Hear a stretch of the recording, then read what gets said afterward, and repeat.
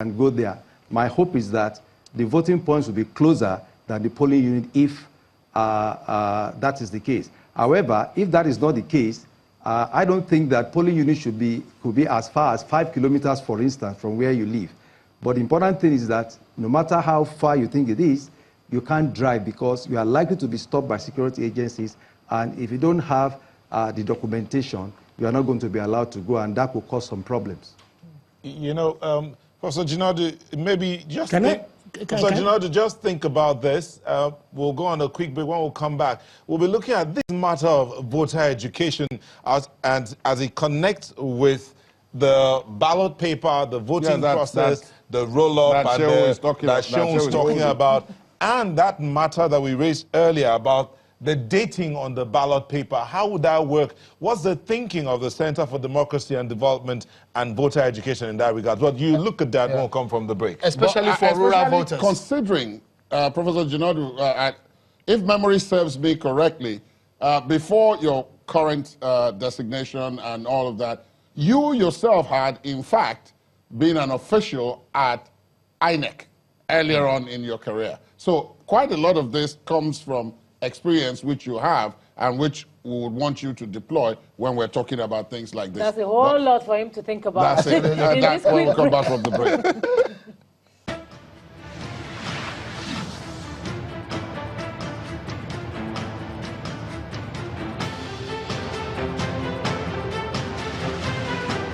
All right, we thank Vivian Oramadike for that situation report from Asaba, the Delta State capital. Welcome back to the verdict. And, of course, I'm here with Ijoma, NT, and Seun, who is still playing with his magic board. But, Professor Jinadu, a question was asked just before we took the break, or we had to take the break. And I did add that please deploy your experience, if memory serves me right. You were in INEC at a point in time in your career before now. Can you repeat the question, please? Okay, the question had to do with voter education, how all of this ties into the fact that the people still need to learn the process of handling the ballot paper. These are processes that should have been taught before, I mean, from the last election till date, howbeit more political parties are there. And then the matter of the date on the ballot paper being different, but then being authenticated with a stamp and a signature. How would that work out? Or was the thinking of the center? I'm sorry, I cannot be categorical in my answer to that because I am not privy. I'm not privy to how the ballot paper was produced.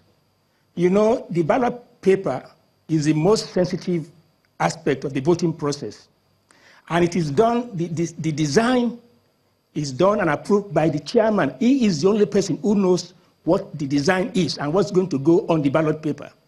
And from there, once he approves it, it goes for security printing. So even members of the commission do not know the structure of the ballot paper. It's something that is only known to the chairman of the commission. Now, what we see as specimen ballot papers, they are not the real thing. They are for training only. And therefore, we should not want to extrapolate from what we see on the specimen ballot paper to what will be on the ballot paper itself. Nobody except the chairman of INEC and those who handle the security thing, I suspect, will know what is on the ballot paper. Because that is the most important and the most sensitive aspect of it in terms of its leaking. Now, I think the other point to make is that during one of my discussions, I was told that the ballot paper has been made in such a way that it will not, if it is blotted, it will not show on the main page, but maybe at the back of it. So I think, if I'm correct, and again, I cannot be categorical about this, but I think some special feature has been put on the ballot paper that it will not be smeared because of the length of the ballot paper itself. With respect to training, I think all of us have this responsibility. And I think somehow along the line, this particular question should have been raised at the series of meetings that the chairman of the INEC had with the press since Monday. It's a pity I cannot be categorical about it. And I have not seen any ballot paper where you put the date of the election. It may be put presidential election 2019, presidential election 2015, but I'm not sure if you put any particular date on it. What is important that I know is done is that once they give you your ballot paper, it is stamped at the back and signed. And I think what we also have now is that the use of the smart card and the PVC is another way of authenticating the vote itself and not authenticating the ballot paper itself that is cast. Well, maybe we should ask these very important questions. There are issues on, from the experience of 2015, Mr. Oyekomi, issues of temperature on the smart card readers. At some point, the temperature of this was affecting the smart card reader to the extent that some of them were shutting down in 2015. The incidents of thumbs not being accepted by some of these smart card readers to the extent that people were providing hand washing water and soap for people to wash their hands before they do this. How optimized is the smart card readers, and what can you tell viewers who are watching right now who are thinking with the experience of 2015 whether they have to wash their hands very well before they go voting tomorrow? Thank you very much. The smart card readers have been enhanced, and the battery life is about 10 hours, all things being equal. And don't forget that we have spare smart card readers nearby, just in case any one of them runs into any difficulty, which we don't expect. Part of the experience we have had in the past was taken into consideration in enhancing the features and the capability of the smart card reader. As for the finger, I think that it is important that people should be mindful of what they do with their fingers before going to vote. Of course, if you are eating something oily, it is important that you clean your fingers properly before presenting yourself to vote. We don't emphasize, due to the enhanced features, what happened where people will not be able to authenticate the biometric protocol. But if that happens, in very rare cases, then there will still be an opportunity to vote, because in the manual register of voter, there is a provision for those who, for instance, if you bring your smart card reader and it is correctly read, if you bring your permanent voter's card and it is correctly read by the smart card reader, and the smart card reader identifies you as the original owner of the PVC, and if for one reason or the other you have problems with the thumb printing protocols, of course you will be allowed to vote, because the smart card reader will have established that the information on your PVC and the one on the manual register of voter are one and the same, and then you can thumb print with the box under the picture in the manual voter register, and then supply your phone number. So that will be done. But we don't emphasize with the kind of enhancement that we have provided for the smart card readers to have these issues on a large scale. All right. Okay. We have an enhanced video illustration of the steps, the 7 steps. You remember, Ijoma and Ladi? Yes. China's Television, we did an animation to give an illustration to our viewers on how the 7 steps the INEC has given. Perhaps it's a very good opportunity for you before you go to bed. Stand by. News at 10 will come also at 10. But look at this again, critically, and prepare your mind towards 8 a.m. tomorrow when the polls will be opening. Let's take you through. There you go. You present yourself, that's a step 1.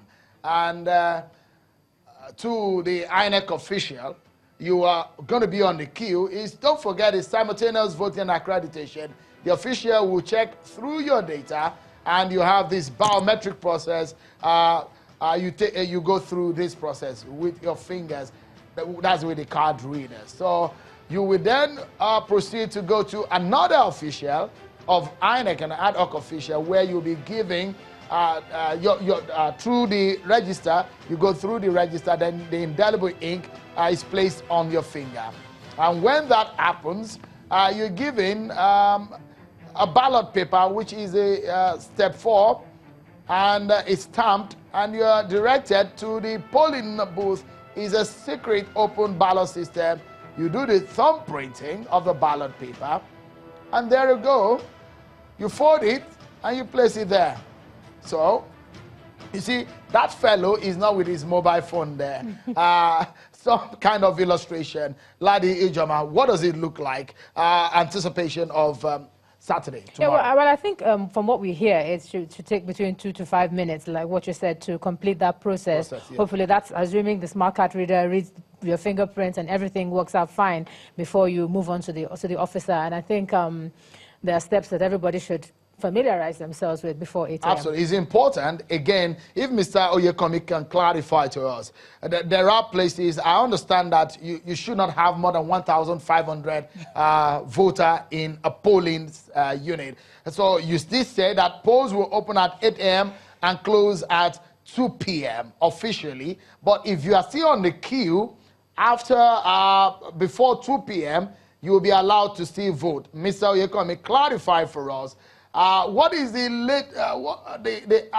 highest number of time to be on the ballot? Can it go up to 6 p.m. or 5 p.m.?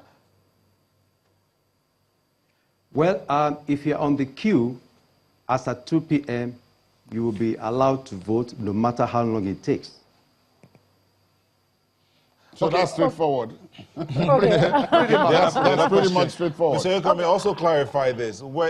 You're told not to take your phone to the booth, to the cubicle where you're going to do your thumb printing. Who are you to hand over your phone to at the polling unit? Well, I think each polling unit will make that arrangement. I don't know what kind of arrangement they will prefer to make because we have our officials who are going to be busy, but there will be, if we're lucky, if that area is wide enough, there could be a conspicuous place where you can put your phone under the watch of security agents that are there, and then you go and cast your ballot and come back and pick it up. And if there are no spaces, there will be an arrangement peculiar to that particular polling unit. But since the process is one person at a time, or if they have 2 voting cubicles or 3, then you can go in and do that. You will be able to hand over your phones to a safe place, I think. There shouldn't be a problem with that. And it's just a process that would take about 3 to 5 minutes. And once you cast your ballot, you will come out. But my own advice is that, if possible, voters can hand over their phones to their relatives whom they may have with them on the queue or around the area, since, of course, your polling unit is supposed to be around your area. There must be some friend, somebody you know. You hand over your phone, you go and perform your civic duty and come back and collect it. Okay, sorry, Mr. Oyekomi, can you clear up one last thing for us? We've been talking a lot about what the people should do when they get to the polling unit. I also want you to talk about the ad hoc staff that are going to help, and I'm talking about core members. There were a lot of pictures that surfaced. We've talked about that at length, and the INEC chairman addressed it. So can you confirm to us tonight that all the core members that are in the, well, let me not say in the custody because they're human beings, that all the core members who are assisting for this project are comfortable tonight as we speak? I didn't hear much about that in the briefing today. So could you tell us whether the core members that are helping you are comfortable tonight? To a reasonable extent, yes. I think that after the conversation, after the news filtered in, that they were facing some difficulties, some conversations took place, and we gave clear instructions about what should be done, and I think those instructions have been carried out. And I think that to a large extent, most of those issues have been addressed where they happened. And I can say confidently that they are more comfortable than they were when we started this conversation. Maybe a parting shot from Professor Junadu is the experience of 2015. You see right here, the voter turnout. With the experience that we have in the postponement, if you give us a quick one, because we need to go. Professor Jinadu, what are your expectations ahead of tomorrow in terms of voter turnout? I think voter turnout will be critical in terms of determining the margin of the votes between the leading candidate in a particular area and the second person. And I feel that this election is going to be a highly competitive one. And if that is the case, one may expect that there will be higher turnout.